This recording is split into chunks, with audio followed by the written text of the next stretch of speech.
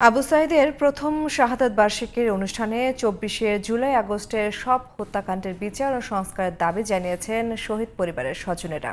রংপুরে জুলাই শহীদ দিবসের অনুষ্ঠানে যোগ দিয়ে বন ও পরিবেশ উপদেষ্টা রিজওয়ানা হাসান বলেন, বিভেদ হবে শুধু স্বৈরাচারের বিরুদ্ধে।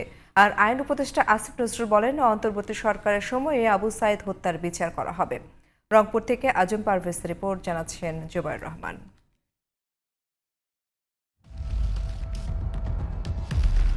সরকারি চাকরিতে কোঠা বিরোধী আন্দোলনের মধ্যে ২৪-এর ১৬ জুলাই রংপুরে পুলিশের গুলিতে প্রাণ হারান বেগম রোকেয়া বিশ্ববিদ্যালয়ের শিক্ষার্থী আবু সাঈদ। জুলাই অভ্যুত্থানের প্রথম শহীদ তিনি। প্রথম শাহাদাত বার্ষিকীতে বুধবার সকালে আবু সাঈদের কবর জিয়ারত করেন সরকারের ৪ উপদেষ্টা।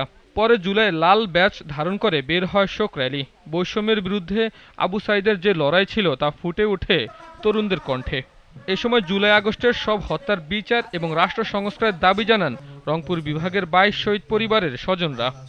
সরকার যেন নির্দিষ্টভাবে অপরাধীকে আইনের আওতায় নিয়ে আসে, যেন তার বিচার করে। আপনারা এমন কোনো কাজ করেন যাতে এই বিচার কার্যক্রমগুলো যাতে আমরা খুব দ্রুত আমরা আবু সাঈদের মতন আপনাদের থাকতে থাকতে যাতে আমরা দেখতে পারি। বন ও পরিবেশ উপদেষ্টা বলেন, আবু সাঈদ মুগ্ধ ও ইয়ামিন হত্যার ন্যায় বিচারের মাধ্যমে ইতিহাস তৈরি করা হবে। যদি সত্যিকার অর্থে বিচার চাই তাহলে আমাদের বৈষম্যহীন সমাজ গড়তে হবে, তাহলে আমাদের ন্যায় এবং সমতা ভিত্তিক সমাজ গড়তে হবে, দুর্নীতি বিরোধী সমাজ গড়তে হবে, সুশাসনের সমাজ গড়তে হবে। অন্তর্বর্তী সরকারের সময় আবু সাঈদ হত্যার বিচার করা হবে বলে জানান আইন উপদেষ্টা।